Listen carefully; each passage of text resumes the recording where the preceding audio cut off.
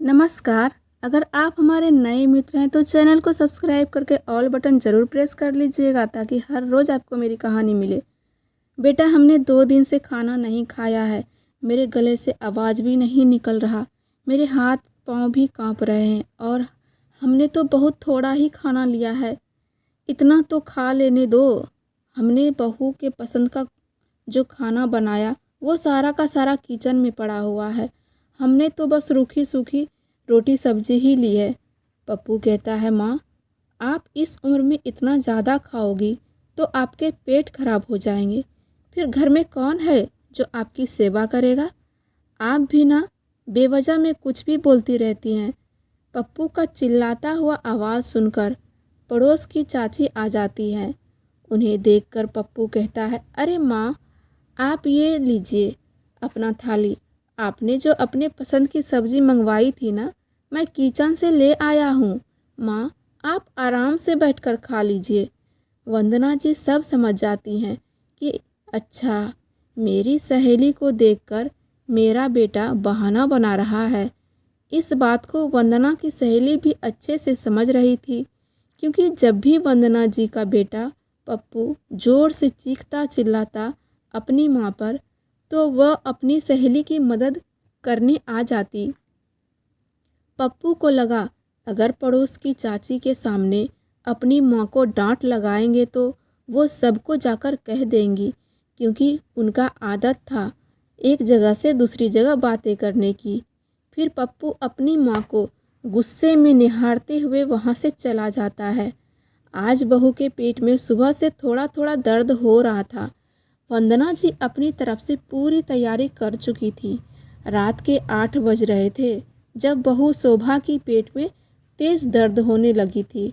समय को ना गवाते हुए वंदना जी अपने बेटे को कहती है, बेटा पप्पू, जा गाड़ी ले आ और बहू का डिलीवरी होने वाला है आज। तभी तीनों गाड़ी में बैठकर हॉस्पिटल चले जाते हैं। कुछ देर बाद शोभा एक प्यारी सी बच्ची को जन्म देती है। तभी वंदना जी बेटे से कहती है, पप्पू, मैं घर जाती हूँ, मुझे कुछ काम है। तुम बहू और बच्ची को लेकर पीछे से आना। वंदना जी घर आकर बच्चे और बहू के स्वागत की सारी तैयारी कर लेती है। आरती का थाली सजाना, फूलों से कमरा सजाना। कुछ देर बाद पप्पू अपनी पत्नी और बच्चे को लेकर घर आ जाते हैं। वंदना जी आरती का थाली लिए दरवाजे पर आ जाती हैं और अच्छे से बच्चों का स्वागत करती है और अपनी बहू का।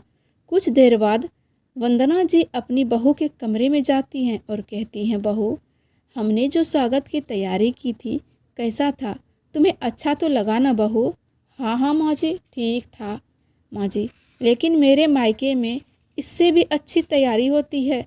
इससे भी अच्छे से अपनी बहू और बच्चे की स्वागत करते हैं वहाँ। यह सब सुनकर वंदना जी निराश हो जाती हैं। फिर पूछती हैं, बहू, तुम्हारे खाने में मैं खिचड़ी बना लाती हूँ, तुम आराम कर लो। अरे माँ जी, क्या यही खिचड़ी खाने के लिए मैं यहाँ आई हूँ? मेरे लिए आप कुछ अच्छा सा चटपटा मसालेदार सब्जी बनाकर लाइए। नहीं बहू नहीं, डिलीवरी के बाद कुछ दिन तक सादा भोजन खाना चाहिए। अभी बच्चे छोटे हैं तुम्हारे, पेट में दर्द हो सकता है और बच्चे का भी पेट खराब हो सकता है। अरे माँ, वो आप सबके ज़माने में होता होगा ऐसा, अभी ऐसा कुछ नहीं होता। अब ऐसा कुछ भी नहीं होता। बहू के जिद के आगे वंदना जी की एक न चली। कुछ देर में वंदना जी मसालेदार सब्जी और रोटी बना लाई।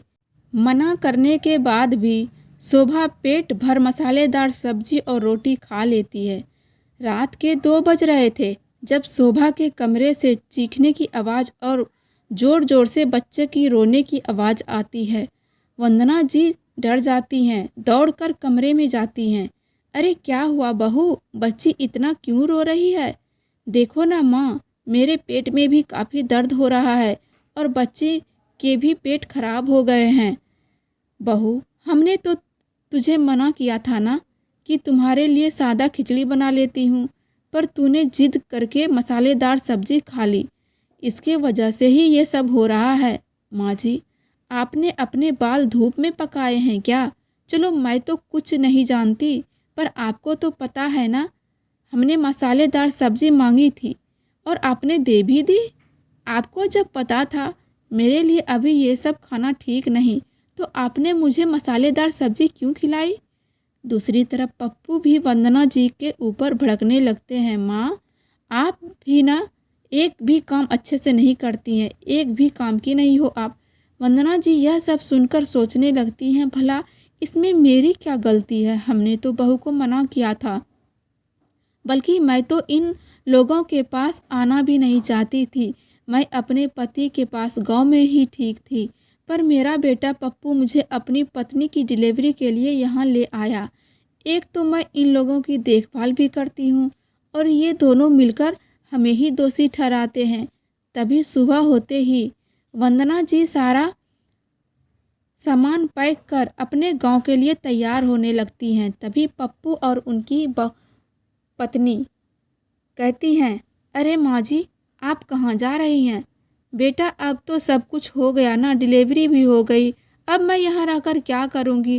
मैं गांव चली जाती हूँ। तभी शोभा सोचती है, अरे अगर माँ जी गांव चली जाएंगी तो घर का सारा काम कौन करेगा? और फिर मेरी बच्ची तो अभी छोटी है, मुझे तो कुछ भी नहीं पता बच्चों को कैसे रखना है। तभी वंदना जी से कहती हैं शोभा, अरे नहीं नहीं माँ जी, देखिए ना, अगर आप इस तरह चली जाएंगी गांव तो हमें सही और गलत का पहचान कौन कराएगा? अभी तो आपकी पोती इतनी छोटी है, मतलब मैं अकेले कैसे संभाल पाऊंगी माँ जी? पप्पू शोभा की हाँ में हाँ मिलाते हुए कहता, हाँ माँ, शोभा सही तो कह रही है, आप रुक जाइए ना। वंदना जी सोचती हैं, सब मतलब के रिश्ते हैं, स्वार्थ के रिश्ते हैं, लेकिन फिर भी वो रुक जाती हैं। तो दोस्तों, ये थी आज की कहानी। हर हर महादेव।